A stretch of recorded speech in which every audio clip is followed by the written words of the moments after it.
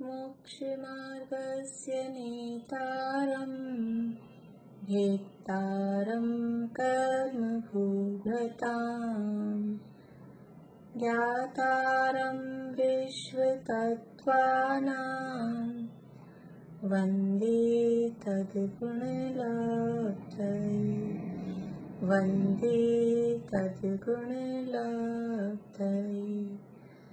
मोक्षमार्ग के नेता एवं कर्म पर्वतों के भेदक और विश्व के सब तत्वों के व्यायक चेतन संवेदक सद्गुण आप समान प्राप्त हो यही भावना भाकर दे विनय पूर्वक करूं वंदना बारंबार जिनेश्वर देव बारंबार जिनेश्वर देव।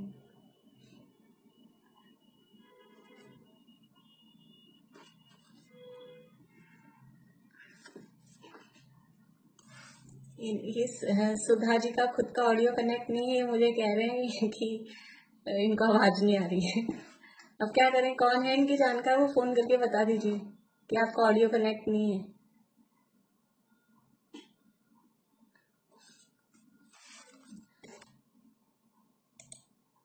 हाँ शीला भाभी बोलिए।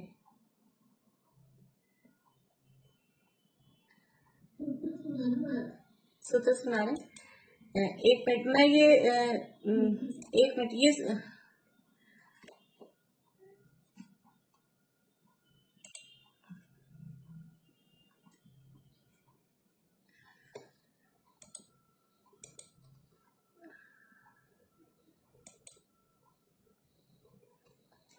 चलिए बोलिए शीला भाभी।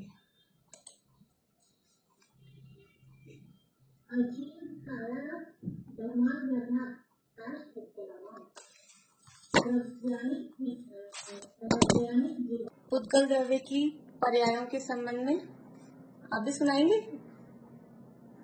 कल सुनाए थे आपने रश्मि जी।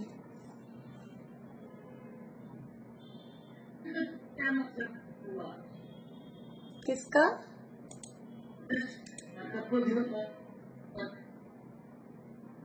मुझे आपकी आवाज मुझे नहीं आ रही है, सबको नहीं आ रही।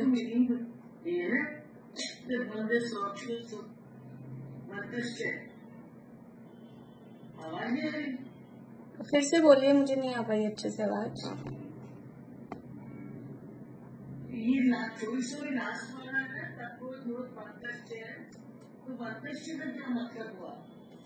वंतश्य मतलब वाला है, इन पर्यायों वाला है। वंत यानी उस वाला, उस सहित, ऐसा वंत। जैसे बोलते हैं रूपवंत है, रूपवान है, तो रूप वाला है मतलब धनवान है, धन वाला है। तो ये वंतश्य मतलब ये पुद्गल द्रव्य ये जो 10 तरह की पर्याय बताई हैं, इन पर्यायों वाला है। ये 10 पर्याय भी पुद्गल की होती हैं, ऐसा।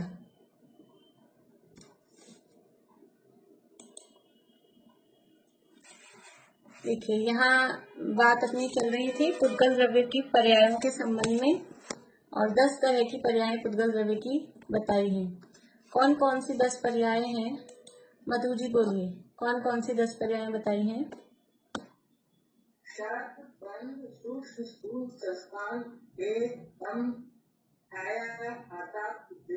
बहुत बढ़िया। ये 10 पर्याय हैं, ये पुद्गल की पर्याय हैं। मतलब ये 10 अवस्थाएं हम किसी भ्रम में नहीं रहे कि हम इसको कोई आकाश का माने, कोई जीव का माने कि शब्द तो जीव से होते हैं, जीव में हो रहे हैं। ये जीव की पर्याय नहीं है, शब्द है वो पुद्गल की पर्याय है, यानी शब्द पुद्गल है। सीधे पुद्गल की पर्याय है का मतलब हमको सकता है पुद्गल की पर्याय है मतलब पता नहीं कोई अलग चीज होगी। उसका मतलब क्या हुआ? पुद्गल की पर्याय है मतलब पुद्गल है, शब्द भी पुद्गल है। ये जो बंधन दिखाई दे रहे हैं ये सब भी पुद्गल है। सूक्ष्मता, स्थूलता, छाया, आतप, उद्योत, ये जो संस्थान अलग अलग आकार दिखाई दे रहे हैं, ये सब पुद्गल की ही अवस्थाएं हैं, ये सब पुद्गल ही हैं, ऐसा यहाँ पर कहा गया है। तो हमने देख लिया था शब्द के बारे में, बंध शब्द बंध, सूक्ष्म स्थल और संस्थान। संस्थान दो तरह के बताए थे, इत्थम लक्षण और अनित्थम लक्षण। मतलब जिसका आकार बताया जा सके, कहा जा सके, जिस आकार को हम कह सकें कि ये ऐसा आकार है, वो कहलाता है इत्थम लक्षण संस्थान।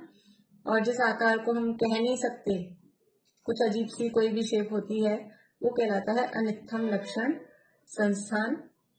इस तरह से ये दो प्रकार के संस्थान कहे। अब है भेद। पेज नंबर है 219। भेद। भेद अर्थात भेद की परिभाषा लिख लीजिए। वस्तु के पृथक पृथक खंड करने को भेद कहते हैं। वस्तु के पृथक पृथक मतलब अलग अलग खंड करने को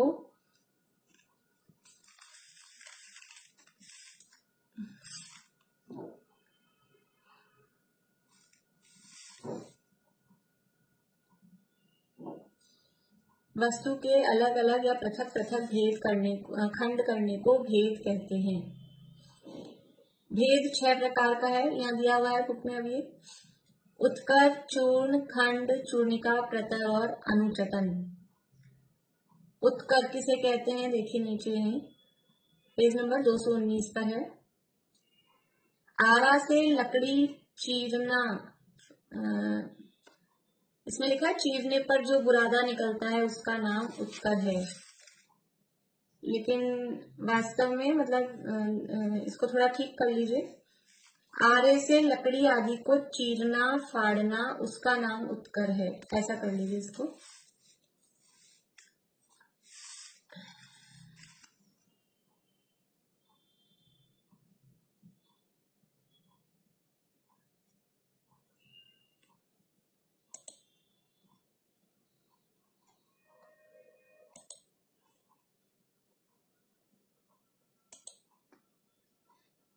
बोलिए आवाज नहीं आ रही है।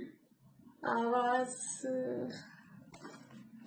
चलिए फिर रुकिए 1 मिनट और, क्योंकि मैंने डाटा चलाया है अभी। तो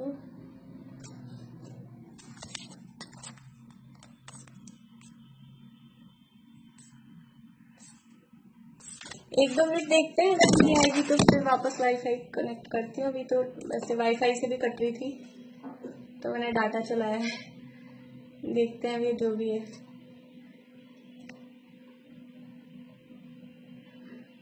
अभी भी नहीं आ रही?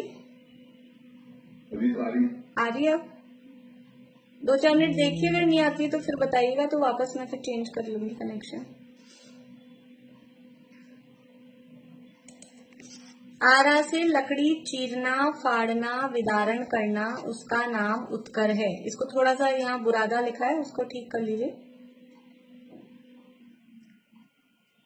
आरा से लकड़ी चीरना, फाड़ना, विदारण करना, उसका नाम उत्कर्ष है। यानी एक लकड़ी थी, उसके 2 भेद कर दिए, चीरा, उसको अलग कर दिया, तो ये भेद हो गए ना, भेद बता रहे हैं। तो कितने टाइप के भेद होते हैं कि जैसे बड़ी चीज के भेद किए, उसको बोला उत्कर्ष।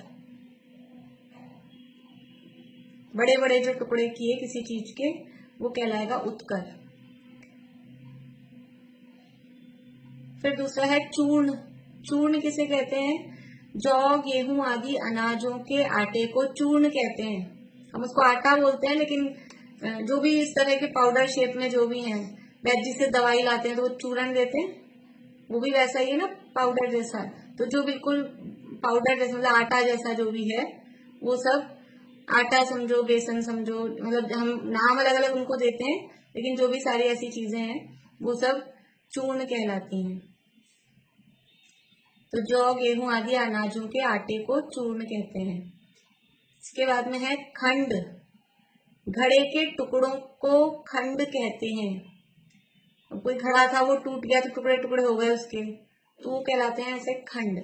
बहुत सिंपल सी सरल सी चीजें हैं, मतलब हम तो इसकी परिभाषाएं भी हम ये शब्द यूज में लेते हैं, लेकिन यहाँ ऐसे उसकी परिभाषाएं बताई गई हैं, किसको क्या कहते हैं।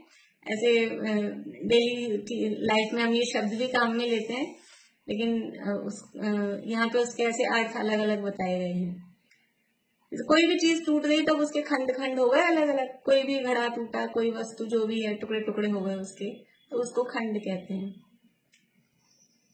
फिर है चूर्णिका। चूर्णिका किसको कहते हैं? उड़द मूंग वगैरह की दाल के, यहाँ लिखा है छिलकों को, उसकी जगह कर लीजिए दाल के 2 टुकड़ों को चूर्णिका कहते हैं। वो दाल के दो मतलब दाल में 2 टुकड़े हैं ना, तो वो दाल को ही चूर्णिका कहते हैं, ऐसा।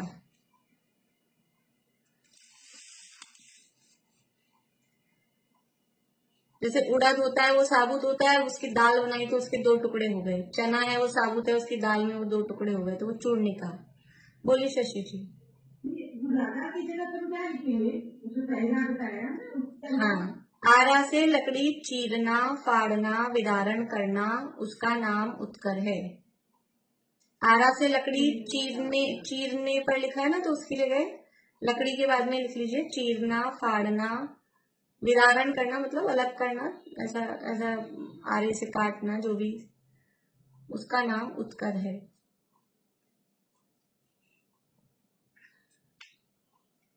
तो जो भी दालें वगैरह है वो कहलाएगी चूर्णिका। चूर्ण तो हो गया बुरादा आटा। जैसे चना है, चने की दाल बनाई तो वो कहलाई चूर्णिका, और फिर चने से बेसन बना दिया तो वो कहला दिया चूर्ण।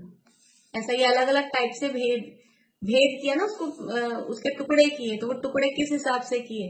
जैसे गेहूं को हमने पीसा, तो एक तो अब गेहूं की तो दाल नहीं बनती, लेकिन समझ लीजिए कि अपन बस कल्पना में समझे कि एक तो 2 टुकड़े किए तो वो दाल हो गई, और फिर उसको थोड़ा और पीसते हैं तो दलिया बन जाता है, फिर और बारीक पीस दें तो आटा बन जाता है, फिर सूजी बनती है, और बारीक कर दो तो मैदा बन जाती है। तो ये अलग अलग टाइप से जो ये उनको पीसने के, टुकड़े करने के जो अलग अलग टाइप्स हैं, उसी को यहाँ पर अलग अलग नामों से कहा गया है।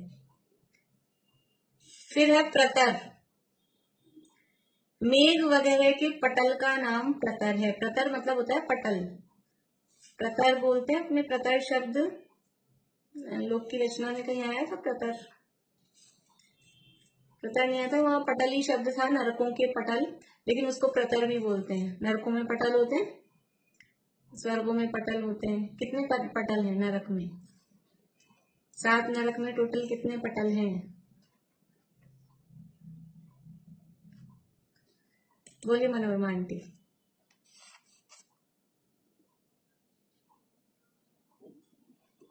49। बढ़िया, 49 पटल हैं। तो वो पटल मतलब ऐसे समझ में आ गया ना, ऐसे एक के बाद एक जो इस तरह के होते हैं, पर वहां यहाँ नरकों जैसे पटल की बात नहीं है। यहाँ पटल का मतलब है परत। अभी आवाज आ रही है क्या सही? अंकल बताइए सही आ रही है या नहीं? सही आ रही है। आ रही। तो यहाँ जो प्रतर शब्द का मतलब ऐसा पटल नहीं, मंजिल जैसा पटल नहीं, लेकिन परत जिसको हम बोलते हैं वैसा वाला पटल। तो ये प्रतर का मतलब है परत या पटल। जैसे अदरक में परत होती है, या प्याज के छिलके होते हैं, या पत्ता गोभी में वो एक के ऊपर एक पत्ते होते हैं, ऐसे परत होती है ना। जैसे रोटी की परत होती है, ऊपर की परत उतार दी, ऐसा बोलते हैं। तो ये वो परत को ही यहाँ प्रतर शब्द से कहा है। तो मेघ वगैरह के जो पटल हैं उनका नाम प्रतर है। तो जो भी चीजें इस तरह की है जिनमें परत होती है, जैसे समझ लीजिए अपना फोटो होती है, पासपोर्ट साइज की फोटो होती है, अपन फोटो लगाते हैं किसी भी फॉर्म वगैरह में, तो क्या करते हैं उसको चिपकाने के लिए, वो एक शीट होती है, फिर उसकी एक परत उतार देते हैं। इतनी मोटी शीट चिपकने में आसानी से नहीं चिपकती है, वो चिकना भी होता है, तो उसके पीछे की एक परत उतार देते हैं, वो परत है। समझ में आ रहा है? परत, ये वो परत यहाँ पटल कहा गया है। इसके बाद में है अनुचटन। अगला आगे है 220 पेज पे। लोहे को गर्म करके पीटने पर जो फुलिंगे निकलती हैं उन्हें अनुचटन कहते हैं। लोहा आप लोगों ने देखा होगा, बहुत लोगों ने, कि जब भी लोहे को गर्म किया जाता है फिर उसको पीटते, जहां भी कुछ इस तरह का काम चल रहा होता है वेल्डिंग वगैरह का, तो चिंगारियां सी निकलती हैं, वो चिंगारियां अनुचटन कहलाती हैं। नेहा जी आवाज आ रही है कि नहीं? आपने अभी चली गई थी, बट आपने पूछा जब आई। बीच में पॉज हो गया। क्या करूं मैं, इसमें तो बराबर दिखा रहा है कि पूरा कनेक्शन आ रहा है। चलो मैं चेंज करके देखती हूँ।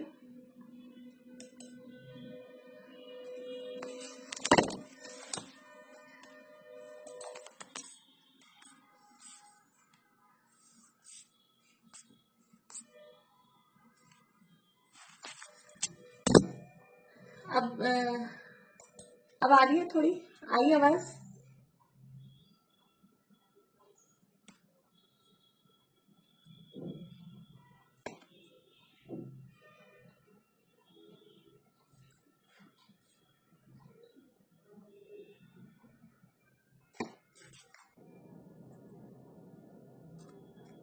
अब देखिए, अब शायद आएगी फिर से। जो भी है, लोहे को गर्म करके पीटने पर जो फुलेंगे निकलते हैं उन्हें अनुचटन कहते हैं।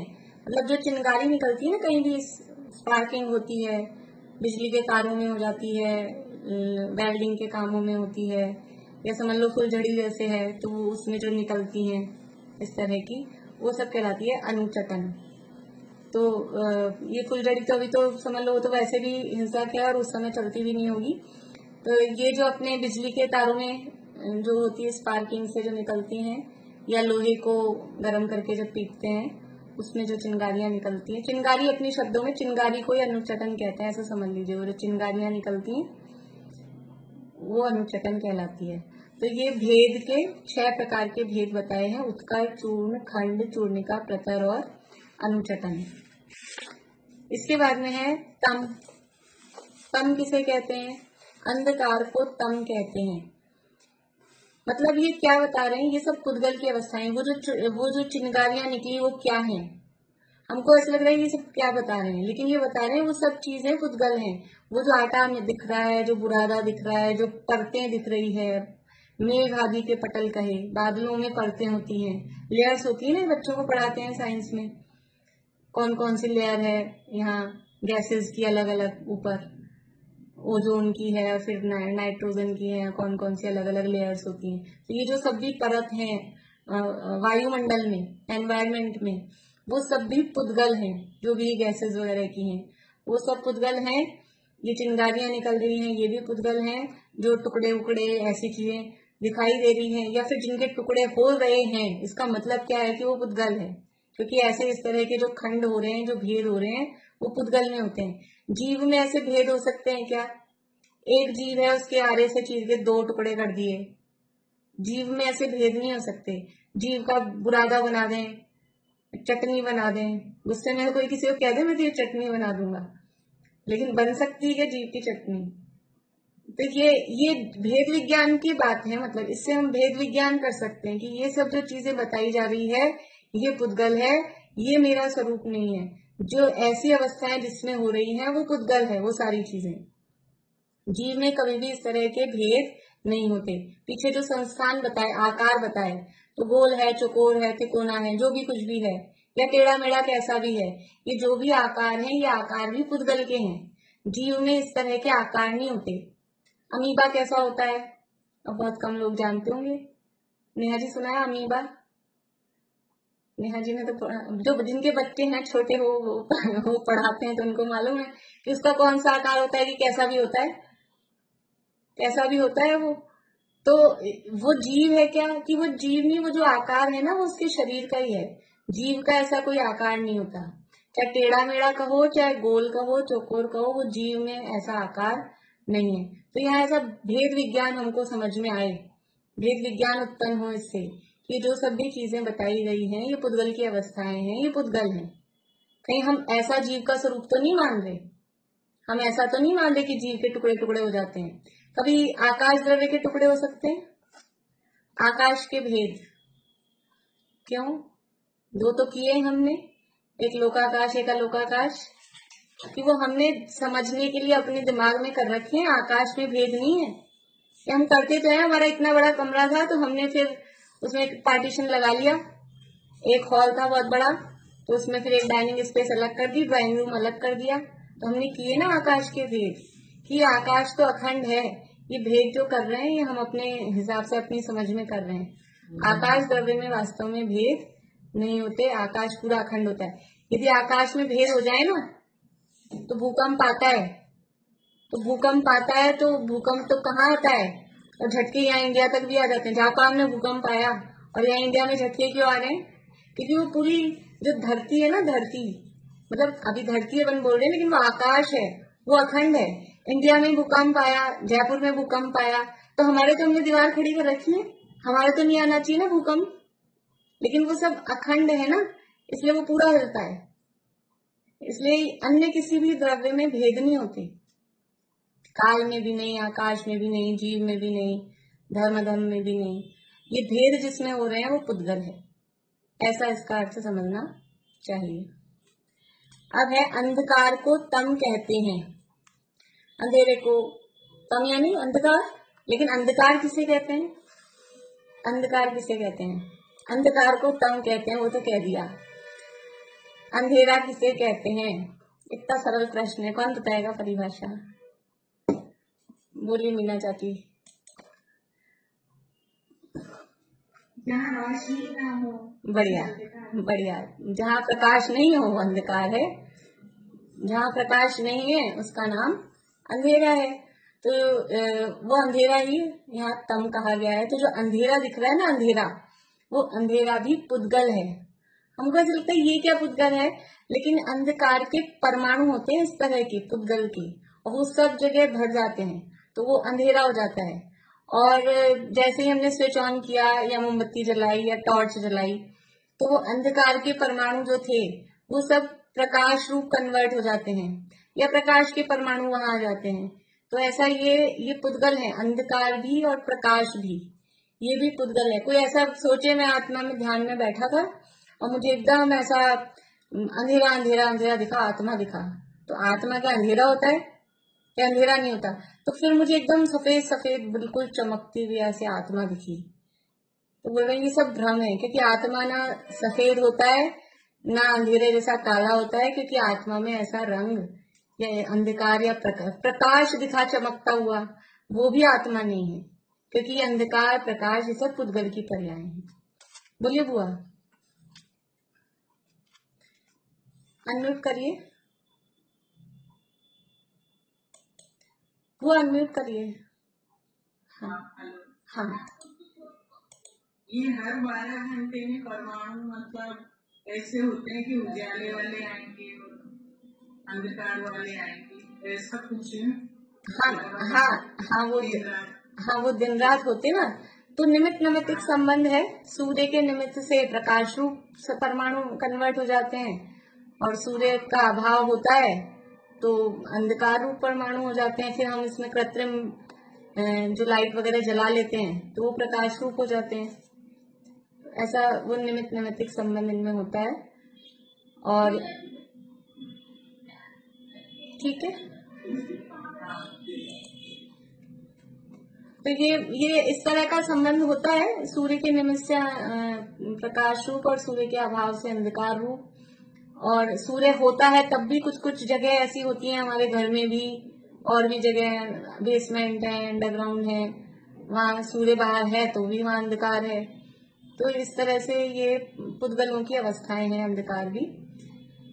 अब है छाया।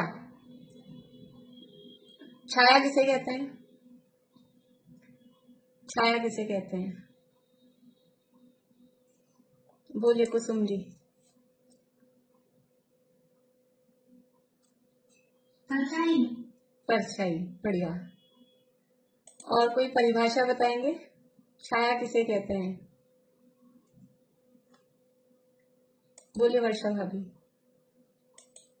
प्रतिबिंब को जो प्रकाश के आगे उसकी तरह। हाँ, प्रकाश के आगे कोई वस्तु आ जाए, यानी जो प्रकाश को ढके उसे छाया कहते हैं। जो प्रकाश को ढके उसे छाया कहते हैं। यही बता रही थी मैं, प्रकाश को ढके वो छाया। ठीक, प्रकाश को ढकने वाली छाया। ठीक।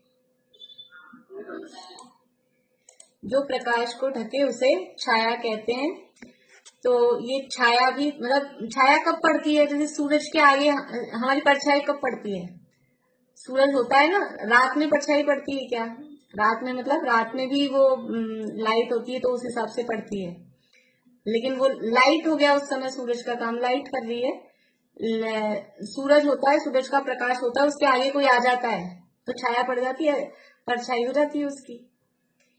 तो ये जो छाया है ये दो प्रकार की है, देखिए यहीं पे। एक तो जिस वस्तु की छाया हो उसका रूप रंग ज्यों का त्यों उसमें आ जाए, जैसे दर्पण में मुख का रूप रंग वगैरह ज्यों का त्यों आ जाता है। और दूसरा प्रतिबिंब मात्र, जैसे धूप में खड़े होने से छाया मात्र पड़ जाती है। ये जो छाया है या प्रतिबिंब है वो दो प्रकार का है। एक तो एज इट इज, अभी जैसे आप लोग सब बैठे हैं तो जैसे बैठे हैं वैसे के वैसे दिख रहे हैं, जिस कलर के कपड़े पहन रखे हैं, जहां बैठे हैं वहां वैसे के वैसे दिख रहे हैं। तो ये जैसे है वैसे ये, लेकिन ये क्या दिख रहे हैं? ये सब आपकी छाया दिख रही है क्या? आप ही दिख रहे हो मुझे? ये या आप लोगों के मोबाइल में, लैपटॉप में, फोन में जो भी जिसको दिख रहा है वो वही व्यक्ति घुस गया कि वो छाया आई है उसकी, ये उसका प्रतिबिंब आया है। ये इसमें दिख रहा है, अपन कैमरे में लेते हैं, कैमरे में जो आता है वो भी सब क्या है? वो उसकी छाया है, उसका प्रतिबिंब है। तो वो जैसा सामने वाली वस्तु है सेम टू सेम वैसा के वैसी आ जाए तो वो तो एक हो गई सेम, बिल्कुल वैसी। और दूसरी वाली कि जो धूप में खड़े होने पर जो परछाई पड़ती है तो उसमें हमारी जो परछाई पड़ती है उसमें आंख नाक कान होते हैं क्या? धूप में खड़े होते हैं जब परछाई पड़ती है उसमें आंख नाक कान नहीं होते, उसमें केवल आकार होता है। तो दो तरह की छाया है, एक तो वैसी की वैसी दिखाई दे, आंख में देखते हैं या इन सब चीजों में जो दिख रही है, कैमरे में जो आ रही है वो सेम वैसी की वैसी। समझ लीजिए एक तो कैमरे की फोटोग्राफ है और एक एक्सरे। एक्सरे में क्या होता है? वो केवल आकार आता है, उसमें रंग रूप वो सब नहीं आता है। तो वो भी छाया है और ये भी छाया है, दोनों तरह की छाया है। और ये सब पुद्गल है, पुद्गल की अवस्थाएं हैं। अब आतप, आतप किसे कहते हैं? सूर्य के प्रकाश को आतप या धूप कहते हैं। आतप मतलब गर्म जो प्रकाश है, गर्म प्रकाश को आतप कहते हैं। सूर्य का जो प्रकाश है वो गर्म होता है, उष्ण होता है, उसको आतप कहते हैं। ये सब यहाँ पुद्गल की अवस्थाओं की बात चल रही है। और इस तरह के नाम कर्म में भी नाम आएंगे, वो कर्म के उदय होंगे, वो जीव में लागू होंगे, वो कर्म अलग है। यहाँ पर ये पुद्गल की अवस्था बताई जा रही है कि आतप है, गर्मी जो है, सूर्य का प्रकाश की जो गर्मी है, धूप है, वो भी पुद्गल है। छाया को लिया, अंधकार को लिया, आप धूप को ले लें कि धूप जो है वो क्या है? कि धूप भी पुद्गल है, ऐसा समझना चाहिए। फिर है लास्ट उद्योत, ये चंद्रमा वगैरह के शीतल प्रकाश को उद्योत कहते हैं। जो सूर्य का उष्ण प्रकाश है उसको आतप कहते हैं, और चंद्रमा का जो शीतल प्रकाश है, चंद्रमा वगैरह लिखा है तो उसमें समझ लो तारे वगैरह सब ले लेना, उनका जो प्रकाश है वो शीतल होता है। चंद्रमा की चांदनी वो शीतलता देती है, गर्मी नहीं लगती। भले ही जेठ महीने में भी चांद निकला हो तो उस चांद, वैसे वो दिन भर की गर्मी मौसम में हो वो बात अलग है, लेकिन उससे फिर भी दिन भर की जो गर्मी थी, शाम को शाम हुई, रात हुई तो थोड़ा सा रिलीफ लगता है, तो वो शीतल प्रकाश है। और सूर्य की है वो गर्मी देता है, सूर्य का प्रकाश, तो उसको कहते हैं उद्योत। और चंद्रमा के शीतल प्रकाश नहीं, सूर्य के प्रकाश को कहते हैं आतप और चंद्रमा के शीतल प्रकाश को कहते हैं उद्योत। ये सब पुद्गल की ही पर्याय हैं, ये सब पुद्गल की पर्याय हैं। अब एक बात ध्यान रखना है, हमने देखा था पुद्गल जो है तो मूल पुद्गल द्रव्य है वो किस रूप में होता है? कि मूल पुद्गल द्रव्य तो अणु रूप में होता है, यानी अणु है वही वास्तव में पुद्गल द्रव्य है। और उसकी पर्याय कही तो पर्याय होती है वो स्कंद रूप होती है। तो ये सब जो हैं, शब्द, बंध, सूक्ष्म, स्थौल्य, संस्थान, भेद, तम, छाया, आतप, उद्योत, ये सब क्या है?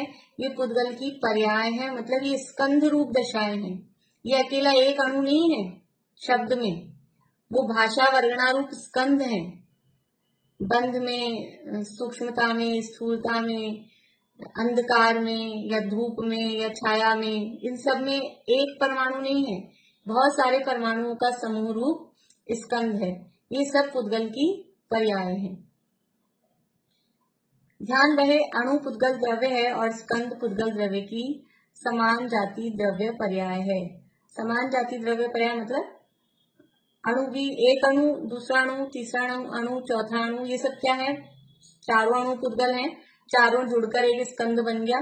तो कहा समान जाति, एक समान जाति वाले हैं, एक समान जातियों में जुड़ान हुआ, इसलिए इसको बोलते हैं समान जातीय द्रव्य पर्याय। स्पर्श, रस, गंध और वर्ण ये पुद्गल द्रव्य के गुण हैं और शब्द, बंध, सूक्ष्मत्व आदि स्कंध रूप पर्यायों के प्रकार हैं। जो पिछले सूत्र में कहा था, स्पर्श, रस, गंध, वर्ण, वंतः पुद्गला, और फिर शब्द, बंध, सूक्ष्म स्थल, दो सूत्र कहे। तो स्पर्श, रस, गंध, वर्ण ये तो गुण है पुद्गल के, और शब्द, बंध, सूक्ष्म स्थल ये पुद्गल की पर्याय हैं। और स्पर्श, रस, गंध, वर्ण में भी जो 8 प्रकार का स्पर्श, 5 प्रकार का रस, 2 प्रकार का गंध, 5 प्रकार का वर्ण बताया, वो भी पुद्गल की पर्याय हैं, वो भी उसकी अवस्थाएं हैं। ठीक है, तो पुद्गल हुआ द्रव्य, स्पर्श, रस, गंध, वर्ण हुए गुण, और जो शब्द, बंध, सूक्ष्म स्थल है वो हो गई उसकी पर्याय। ऐसे द्रव्य, गुण और पर्याय, ये बात यहाँ पर हुई। अब पुद्गल के और भी यानी इस ग्रंथ यहाँ तो नहीं दिया है, लेकिन और शास्त्रों में और 6 तरह की दूसरी पर्याय भी कही जाती हैं। 6 प्रकार के पुद्गल या 6 प्रकार के स्कंद भी कह सकते हैं। जैसे यहाँ पर 10 प्रकार के बताए हैं, उन्हीं को कुछ अलग टाइप से 6 प्रकारों में बांटा गया है, वो आप लोग लिख लीजिए। पुद्गल के 6 भेद भी किए जाते हैं।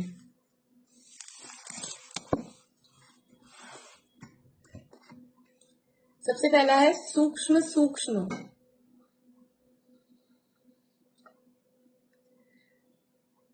सूक्ष्म सूक्ष्म 2 बार सूक्ष्म लिखना है। जैसे अपने वो है ना, सुखमा सुखमा, सुखमा सुखमा तुखमा, उस तरह के नाम है ये। तो सबसे पहला है सूक्ष्म सूक्ष्म। इसका मतलब क्या हुआ, मतलब भी साथ में समझाती रहती हूँ आपको। सूक्ष्म सूक्ष्म का मतलब है कि जो बहुत सबसे सूक्ष्म है, उससे सूक्ष्म कुछ नहीं हो सकता।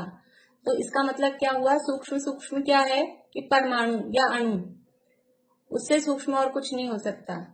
तो पहला प्रकार हो गया सूक्ष्म सूक्ष्म, यानी अणु या परमाणु। फिर दूसरा है सूक्ष्म, सिंगल सूक्ष्म।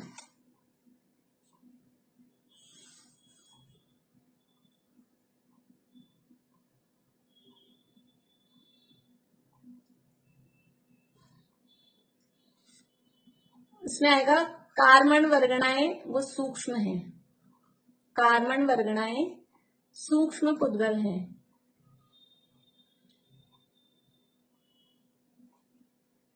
कार्बन वर्गणाएं, देखिए कार्बन शब्द कैसे लिखते हैं,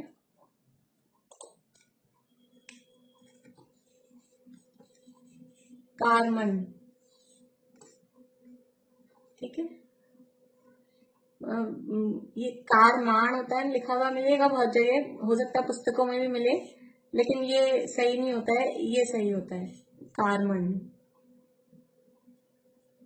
इसलिए अभी जो पहली बार सीख रहे हैं तो सही सीखें, गलत सीखने या सही करने में दिक्कत हो जाती है। कार्बन, कार्बन वर्गणाएं सूक्ष्म हैं। वर्गणा समझते हैं, वर्गणा का मतलब है स्कंध। बहुत सारे पुद्गलों का स्कंद, उसको वर्गणा कहते हैं। लेकिन ये ऐसी वर्गणाएं हैं, कार्बन वर्गणाएं, कि ये इस टाइप के स्कंद हैं कि इससे कर्म बनेंगे। कुछ अलग अलग टाइप के ऐसे स्कंद लोक में होते हैं कि जिससे फिर जो बनना है वो बने। 5 प्रकार की वर्गणाएं मुख्य रूप से कही जाती हैं। उसमें से कार्बन वर्गणाएं यद्यपि स्कंद हैं, लेकिन हमको आंखों से दिखती नहीं है। किसी को दिखते हैं कर्म आंखों से, हर समय इस अभी भी अनंत कर्म आके बंध रहे हैं, तो किसको दिख रहे हैं, ये दिखते नहीं है। क्यों नहीं दिखते, क्योंकि ये सूक्ष्म है। तो ये हुआ सूक्ष्म। तीसरा है सूक्ष्म स्थूल। सूक्ष्म स्थूल,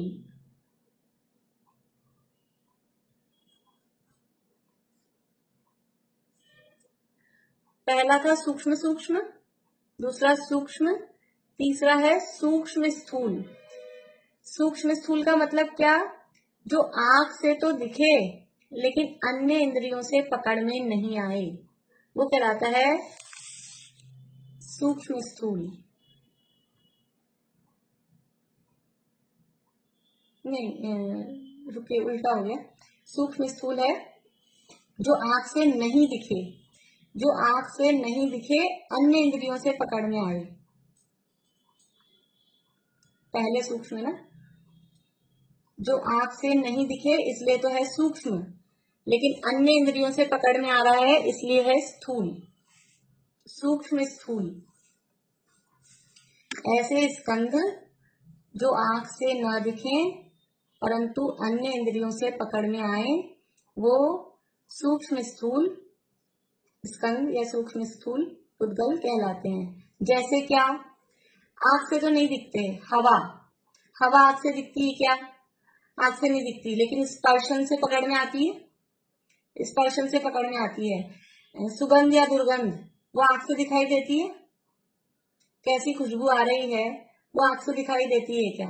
आंख से नहीं दिखाई देती है, लेकिन नाक से पहचान में आती है।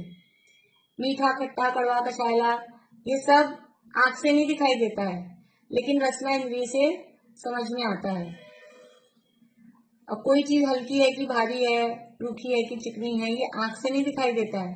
जैसे कि हम देख के ऐसे कुछ चीजों में अनुमान कर लेते हैं, वो एक बात अलग है, लेकिन जैसा हम स्पर्श करके उसको समझ सकते हैं कि कैसा होगा। कभी कभी ऐसा होता है, कोई चीज दिखने में ऐसा लगता है कि तो हल्की होगी, हम उसको हल्के हाथ से उठा, मतलब नॉर्मली ताकत लगा के, सामान्य से ताकत लगा के उसको उठाते हैं, और वो एक्चुअल में होती है बहुत भारी।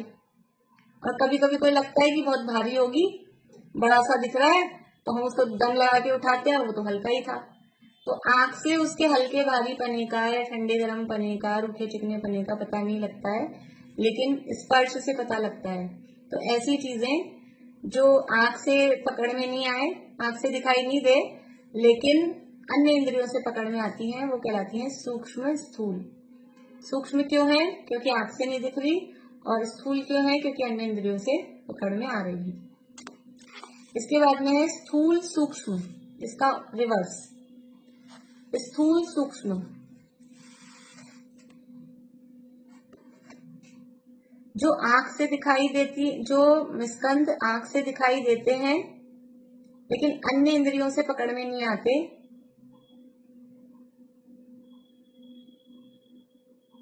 वो स्थूल सूक्ष्म है।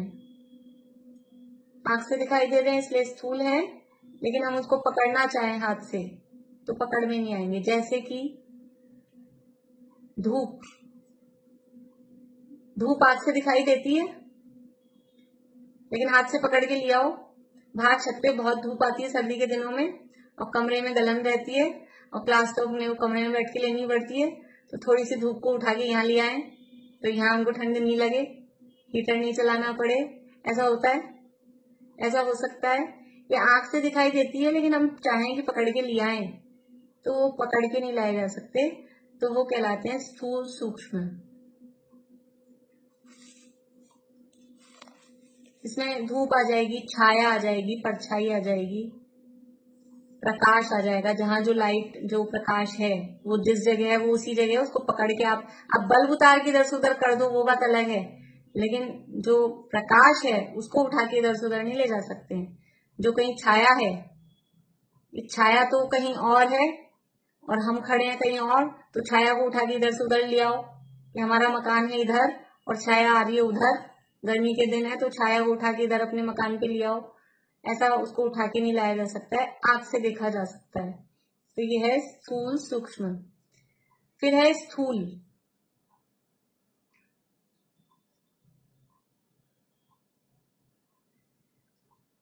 जो आंख से भी दिखाई दे रहे हैं, अन्य इंद्रियों से भी पकड़ में आते हैं, लेकिन ये नहीं, जिनको छेदन भेदन करें, जिनको ऐसे स्कंद जिनको छेदन भेदन करें, मतलब जिनको अलग करें और फिर वो उनको मिलाएं तो मिल जाए वापस से, ऐसे स्कंद जिनको छेदन भेदन करने के बाद, छेदन भेदन करने पर अलग हो जाते हैं और मिलाने पर मिल जाते हैं, ऐसे स्कंद जिनका छेदन भेदन करने पर अलग हो जाते हैं और मिलाने पर फिर से मिल जाते हैं।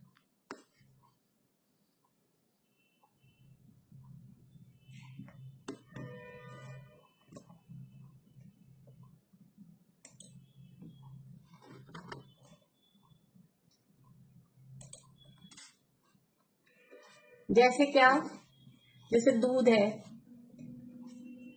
एक भगोनी में था, फिर हमने उसको 2 में कर दिया और फिर लगा कि 2 में क्यों किया, वापस से उसको 1 में मिला दिया।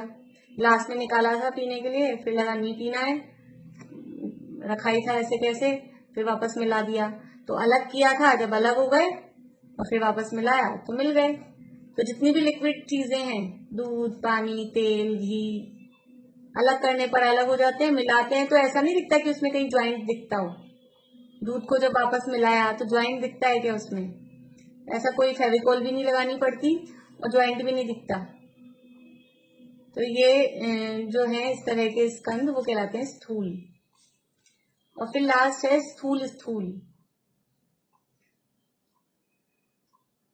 स्थूल स्थूल मतलब अत्यंत स्थूल स्कंद कि जिनको अलग करने से वो अलग तो हो जाते हैं लेकिन फिर दोबारा मिलते नहीं हैं। ऐसे स्कंद जिनको अलग करने पर वो अलग हो जाते हैं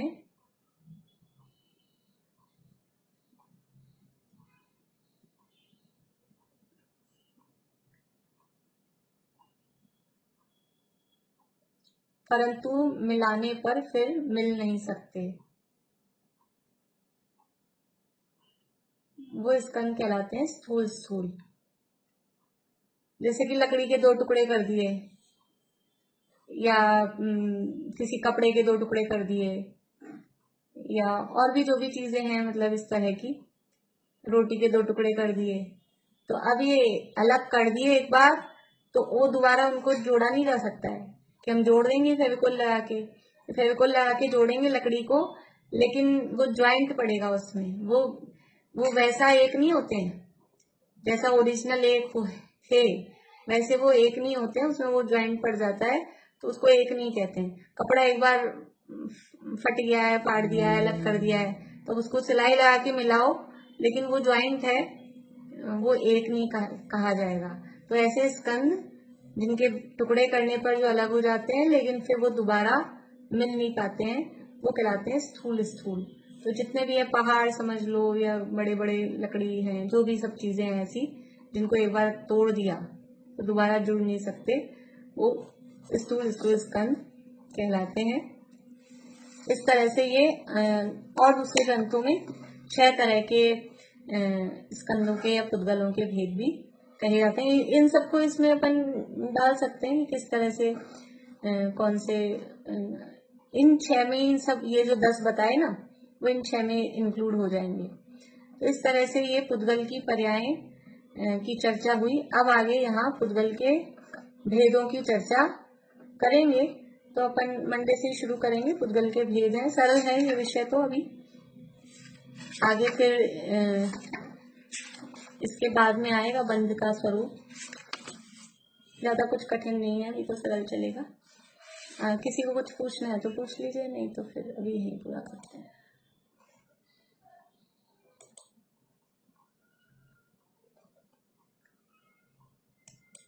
रजनी जी आपको पूछना है कुछ?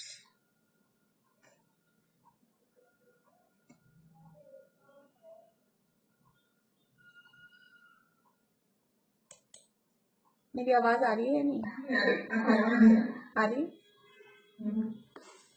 ठीक है, शशि जी बोलिए। इसमें क्वेश्चन आंसर सब कुछ ऐसे डिवीजन के लिए मिल सकते हैं कुछ, जैसे आप लोग इसके मोक्षनाथ प्रकाशक के इसके साथ काफी डालते रहते हैं, तो ये शायद किसी वजह से मिलेगा इसका कुछ? वो तो मोक्षा प्रकाशक में क्या विषय वैसा चलता है पूरा, उसमें पॉइंट्स वगैरह या सूत्र ऐसे नहीं होते ना, इसलिए उसमें फिर वो देने पड़ते हैं। ये तो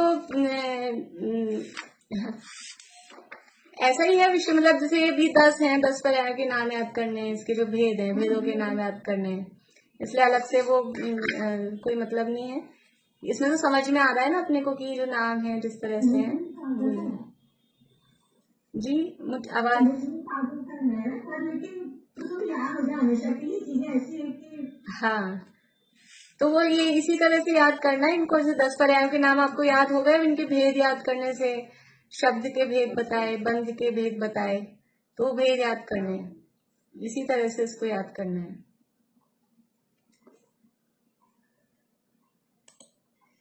चलिए, विषय तो सरल है मेरे ख्याल से, कुछ इसमें ज्यादा कठिन है नहीं। बोलिए चमेली आंटी।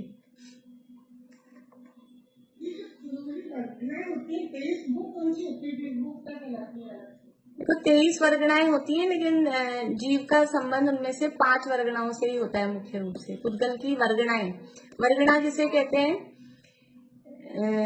पुद्गल की अलग अलग टाइप के स्कंद होते हैं, बहुत सारे अणुओं का समूह वो स्कंद होता है। लेकिन वर्गणा किसे कहते हैं कि कुछ समान क्वालिटी के जो परमाणु होते हैं वो जहां इकट्ठे होते हैं, समान क्वालिटी के, एक से क्वालिटी वाले कुछ परमाणु हैं, उनका जो ग्रुप होता है, उनका जो समूह होता है, उसको वर्गणा कहते हैं। समान अनुभाग शक्ति वाले इस तरह के कुछ परमाणु होते हैं, तो वो उनका ग्रुप, उनका समूह, वो यानी जो स्कंद बना, वो वर्गणा कहलाता है। और ऐसी 5 प्रकार की वर्गणाएं मुख्य रूप से जीव के संपर्क में आती हैं। वर्गणाएं तो 23 होती हैं, लेकिन उन सबका मतलब अभी तो वो कठिन विषय पड़ेगा। 5 वर्गणाएं जीव के संपर्क में मुख्य रूप से आती हैं। अभी खाली नाम लिख लीजिए, फिर उनका स्वरूप फिर कभी, या तो मुझे आप याद दिला देना मंडे को, तो थोड़ा सा स्वरूप बता देंगे, नहीं तो फिर कभी। आहार वर्गणा, आहार वर्गणा,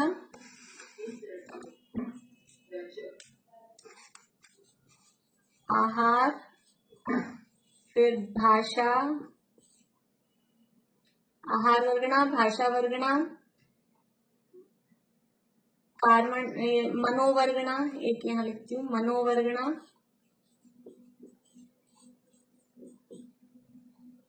आहार, भाषा, मनो, फिर यह है कार्बन वर्गणा,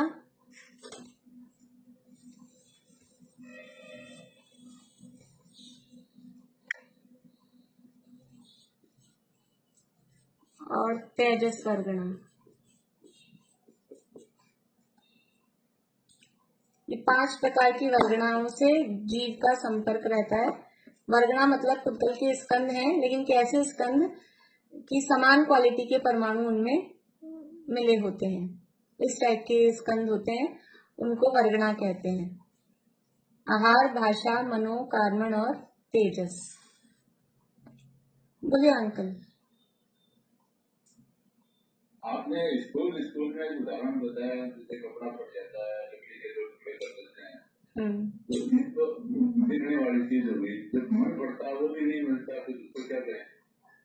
क्या चीज? किसी का मन पड़ जाता है। मन भी पौद्गलिक ही है। मन की हमने बात की थी ना, जो द्रव्य मन है वो तो पुद्गल है ही है, और सूक्ष्म ज्ञान रूप जो भाव मन है वो भी वास्तव में पुद्गल ही है।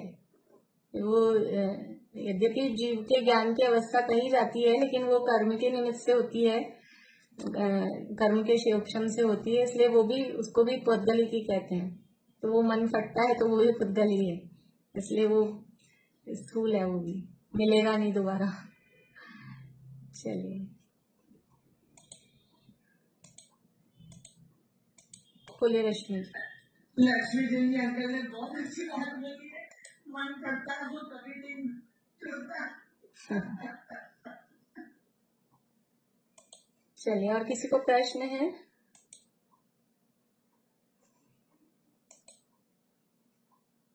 बोलिए शीला भाभी। फिर से बोलिए। कषाय। हाँ हाँ,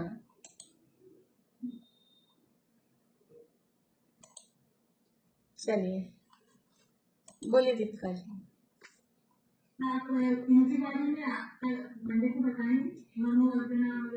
मंडे को आप याद दिला देना, क्योंकि अभी फिर बहुत जल्दी जल्दी से हो जाएगा, फिर थोड़ा सा तसल्ली से बता देंगे, इसलिए अभी क्योंकि टाइम अपना हो गया है। याद दिला देना आप लोग कोई भी। चलिए जिन्होंने स्तुति बोले।